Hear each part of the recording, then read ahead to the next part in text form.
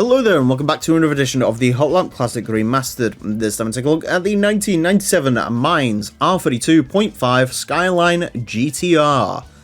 What makes this an R32.5? I have no idea. I almost want to say this uses bits of R33 technology, but I could be wrong.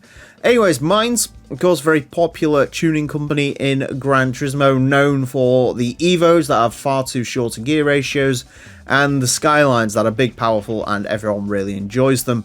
This one I can imagine is quite a popular car in the GT2 community. It's one from the 4-wheel drive challenge, so one of the very first championships, and you get a pretty powerful 4-wheel drive car that can probably take you through a decent amount of the game. So I'd imagine this one is quite popular. We'll see how quick it is. Skylines are okay. They're usually quite heavy, and this one is definitely heavy, and usually have a little bit too much rear drive bias and also giant turbos. This should be a little bit better because the Mines cars can't have because obviously they're already upgraded from stock. They can't have the silly upgrades that like a standard Skyline that can have. So this doesn't have a stage 4 turbo kit. It doesn't have like a stage 1 or a stage 2. So it should be a little bit more controllable in that regard, but I guess we'll find out. 4-wheel drive, 687 horsepower, 1,355 kilos. It does look very cool, of course. I do like the Mines cars with the sort of pinstripe down the side of it and the big Mines lettering. In this case, on this car, it is blue. And I think on some of them it's red, so there you go, there's the difference. Anyways, to find out how the Mines R32.5 Skyline GTR gets along, it is going to have 6 laps of the Motorsports Land track in order to set the best time as we can. Our current leader is the Suzuki Pulsar's Pikes Peak version. That car set time 26.540. This car unlikely to beat that. In terms of where Skylines go on this course, well, 29 seconds is basically Skyline City. One of my regrets with this series is we ran a lot of R32s early on, so I don't think we've had a representative like recent R32 time for a little while now.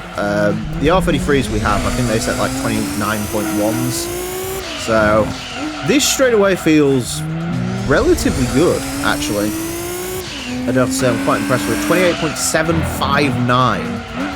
Okay, I was about to say this doesn't feel quite as good as the Turismo 400R, but it's just gone quicker than the Turismo 400R, and I don't even think that was that fantastic of a lap, to be perfectly honest.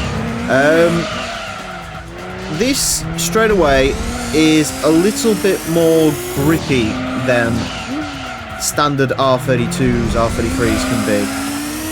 I mentioned the rear drive bias in the intro, and these definitely do have rear drive bias normally, which makes them a bit of a handful. But this seems to be dealing with its power quite nicely. I mean, I'm assuming Mines obviously worked on suspension and stuff. I don't know if they put different tyres on it. Maybe. Well, I mean, obviously everything's running super softs, but I don't know if the tyres are wider as standard on a Mines or not. But yeah, it feels pretty good, actually, dare I say. 28.944, so it's not just a fluke. I'm a bit annoyed I sort of clipped the wall on that quick lap, because this definitely could go an equal bit quicker. It's not, if I'm being honest, it's not like Impreza or Evo impressive. This isn't going to be beating the Mines Lancer Evo, for example. That's at like a 28.2. It's the fastest car we had for a very brief moment in time. So this isn't on that sort of level of quick, really, because it's a lot heavier than an Impreza or an Evo. There's no chuckability in this. The gear ratios are quite long. One thing that this definitely seems to have taken from an R33 is the gear ratios being quite long. So yeah, it does as a result feel a little bit heavier and more cumbersome than an Evo or Impreza.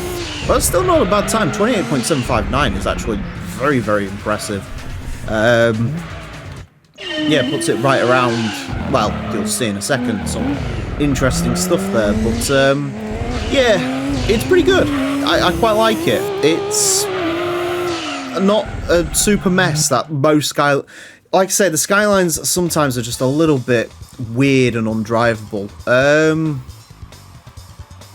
Sector 3 apparently could have been quicker, but not quite sure. I mean, that looks pretty average. 0.1, maybe. I don't know. It was a long way around to take that first corner, but just trying to nail that first sector is a little bit tricky.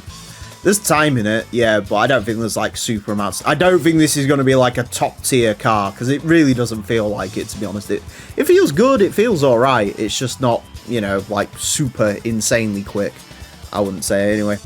A 28.759 will place this into 59th place.